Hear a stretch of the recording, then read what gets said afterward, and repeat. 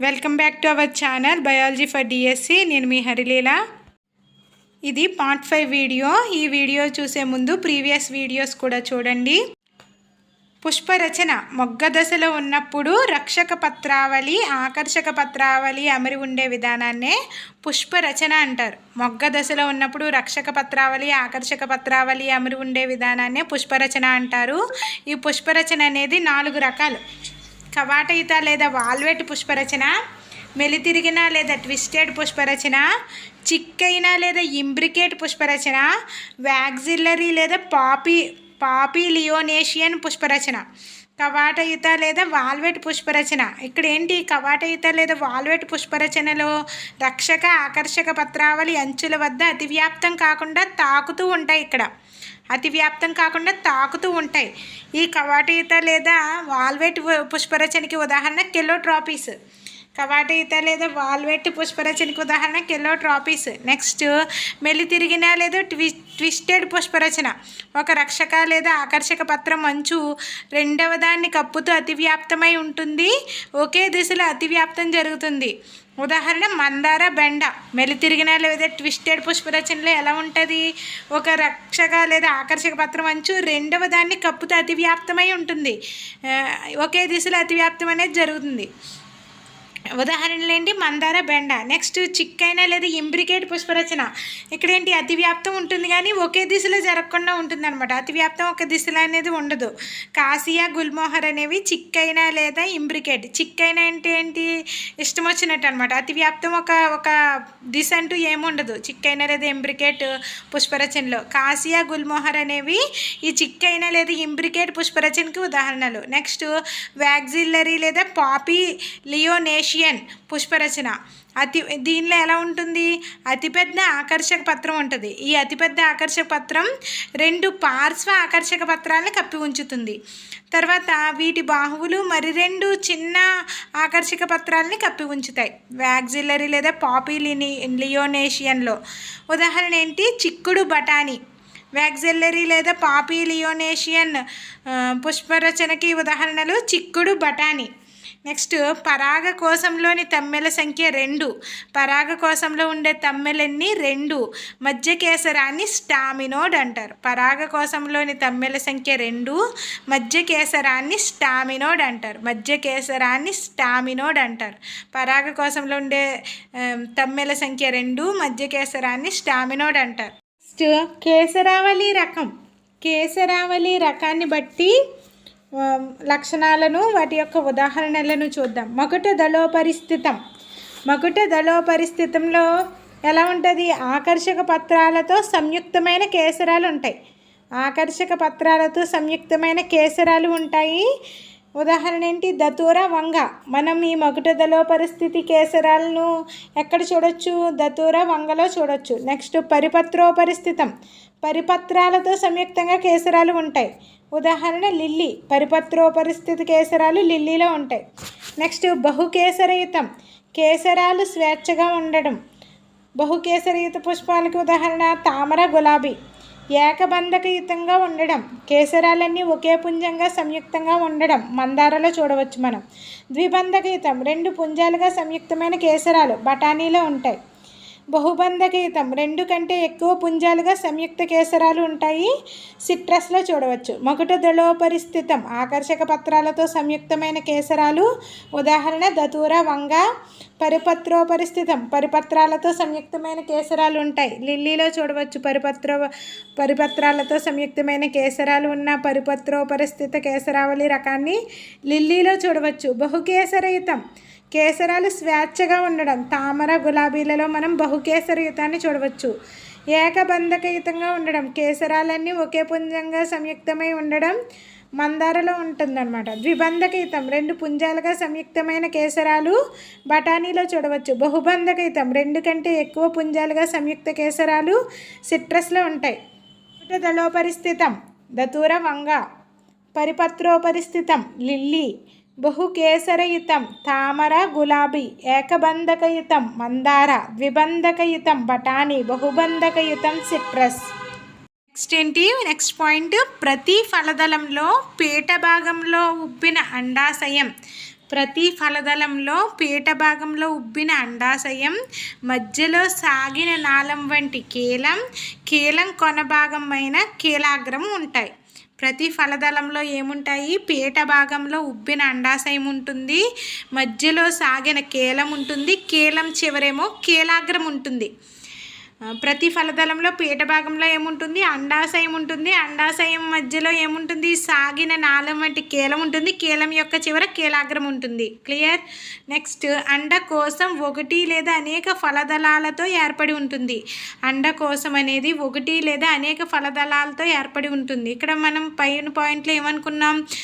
ఫలదళాలు ఉంటాయి అనుకున్నాం కదా. ఈ ఫలదళం అనేది అండకోశం ఒకటి లేదా అనేక ఫలదళాలతోటి అండకోశం అనేది ఏర్పడి ఉంటుంది. Next, salvia, brassica. సాల్వియా వేరు, బ్రాసికా వేరు. సాల్వియా మరియు బ్రాసికా అంటే ఏంటి? ఆవ యొక్క శాస్త్రీయనామం బ్రాసికా. సాల్వియా, బ్రాసికాలలో కేసర దండాలు వేరువేరు పొడవులలో ఉంటాయి. సాల్వియా మరియు బ్రాసికాలలో కేసర దండాలు వేరువేరు పొడవులలో ఉంటాయి. అండాశయంలో అండాలు అంటుకుని ఉండే బల్లపరుపు దిండు వంటి భాగము అండన్యాస స్థానం. అండాశయంలో అండాలు అంటుకొని ఉండే బల్లపరుపు దిండు వంటి భాగాన్ని ఏమంటాము? అండన్యాస స్థానం అంటాం. అసంయుక్త ఫలదళాలు గులాబీ తామరలలో కనిపిస్తాయి. అసంయుక్త ఫలదళాలు అనేవి గులాబీ తామరలలో కనిపిస్తాయి. సంయుక్త ఫలదళాలు ఆవాలు టమోటాలలో కనిపిస్తాయి. అసంయుక్త ఫలదళాలు గులాబీ తామరలలో కనిపిస్తాయి. సంయుక్త ఫలదళాలు ఆవాలు టమాటాలలో కనిపిస్తాయి. ఫలదీకరణానంతరం అండాలు విత్తనాలుగాను అండాశయం ఫలంగాను వృద్ధి చెందుతాయి. ఫలదీకరణ జరిగిపోయిన తర్వాత అండాలు విత్తనాలుగాను అండాశయమేమో ఫలంగాను వృద్ధి చెందుతుంది. సాధారణంగా అండాశయంలో అండాలు అమరి ఉండే విధానాన్ని అండన్యాసం అంటారు. అండాశయంలో అండాలు అమరి ఉండే విధానాన్ని అండన్యాసం అంటారు. అండాశయంలో అండాలు అమరి ఉండే విధానాన్ని అండన్యాసము అంటారు. అండన్యాసం ఉపాంత, అక్షీయ, కుడ్య, పీట, కేంద్ర, స్వేచ్ఛా కేంద్ర అనే వివిధ రకాలుగా ఉంటుంది. అండన్యాసంలో రకాలు ఉన్నాయి. ఏంటవి? ఉపాంత అండన్యాసము, అక్షీయ అండన్యాసము, కుడ్య అండన్యాసము, పీట అండన్యాసము, స్వేచ్ఛా కేంద్ర అనే వివిధ రకాలుగా ఉంది అండన్యాసం. అండన్యాసం అంటే ఏంటి? అండాశయంలో అండాలు ఉండే అమరిక, అండాలు అమరి ఉండే విధానాన్నే మనం అండాన్యాసం అంటున్నాం. అండన్యాసం ఏమనుకున్నాం? ఉపాంత అండన్యాసము, అక్షీయ అండన్యాసము, కుడ్య అండన్యాసము, స్వేచ్ఛా కేంద్రక అండన్యాసము, పీట అండన్యాసము అనే 5 రకాలుగా ఉంటుంది అనుకున్నాం కదా. ఫస్ట్ ఏంటి? ఉపాంత అండన్యాసం గురించి డిస్కస్ చేద్దాం. అండాశయపు ఉదరపు టంచు వెంట గట్టు వంటి నిర్మాణాన్ని ఏర్పరిచి దాని వెంట 2 వరుసలలో అండాలను కలిగి ఉంటుంది. ఉపాంత అండన్యాసము అండాశయపు ఉదరపు టంచు వెంట గట్టు వంటి నిర్మాణాన్ని ఏర్పరిచి దాని వెంట 2 వరుసలలో అండాలను కలిగి ఉంటుంది. దీన్ని ఏమంటాం? ఉపాంత అండన్యాసం అంటాం. ఉదాహరణ, బఠానీ. ఉపాంత అండన్యాసంలో అండాశయపు ఉదరపు టంచు వెంట గట్టు వంటి నిర్మాణాన్ని ఏర్పరిచి దాని వెంట 2 వరుసలలో అండాలను కలిగి ఉంటుంది. ఉదాహరణ, బఠానీ. నెక్స్ట్, అక్షీయ అండన్యాసము. బహుబిల అండాశయము అక్షీయంగా ఉండే అండన్యాస స్థానం. అక్షీయ అండన్యాసం అంటే ఏంటి? బహుబిల అండాశయము అక్షీయంగా ఉండే అండన్యాస స్థానం. ఉదాహరణ, మందార, టమాటో, నిమ్మ.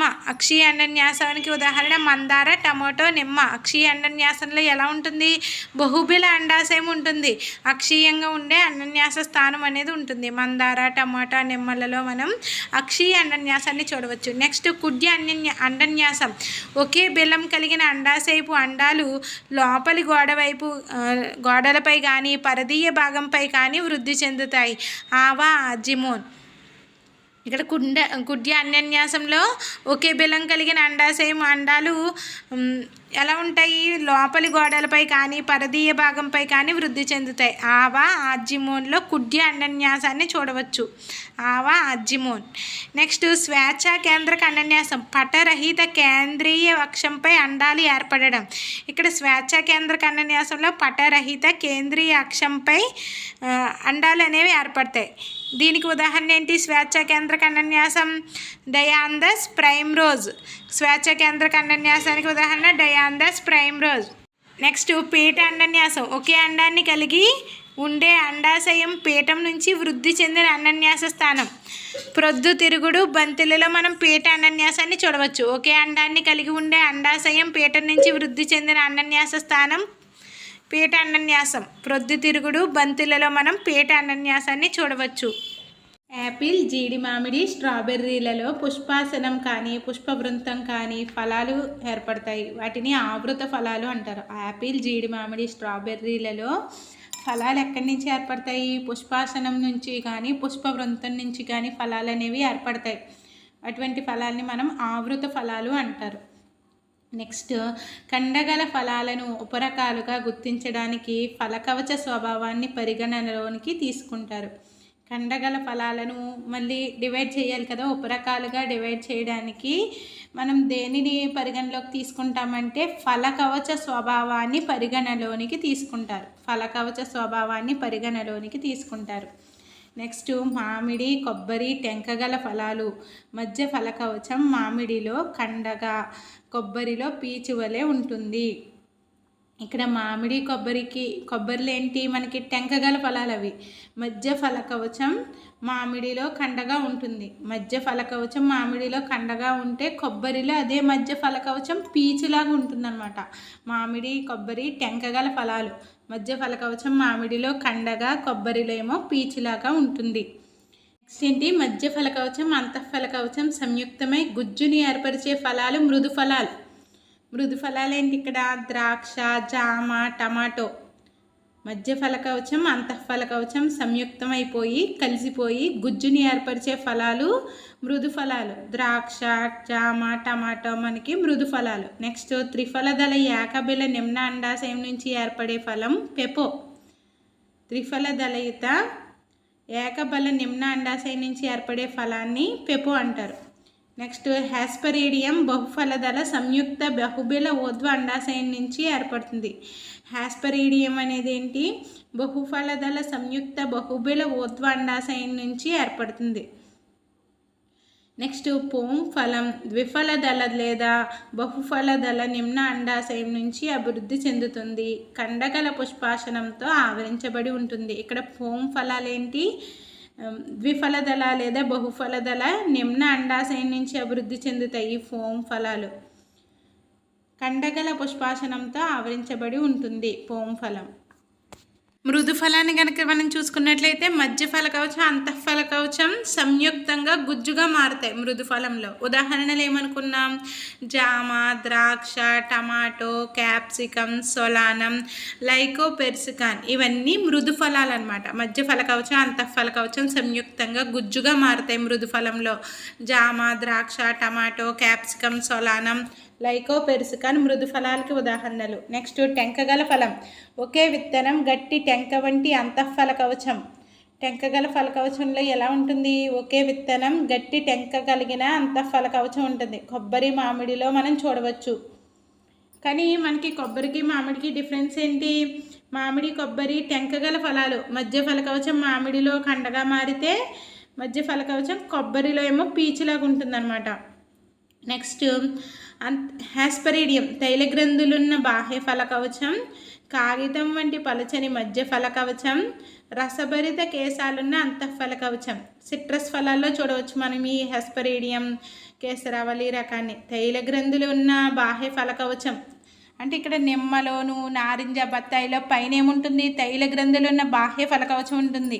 మధ్యలో ఏముంటుంది? కాగితం వంటి పలుచని మధ్య ఫలకవచం ఉంటుంది. నెక్స్ట్ చివరేముంటుంది? రసభరిత కేశాలున్న అంతఃఫలకవచాన్ని మనం హెస్పరీడియంలో చూడవచ్చు. నెక్స్ట్, పోం కండగల పుష్పాసనంతో ఆవరించబడి ద్వి లేదా బహుఫలదళ నిమ్న అండాశయం నుంచి అభివృద్ధి చెందే ఫలాన్ని మనం పోం అంటాం.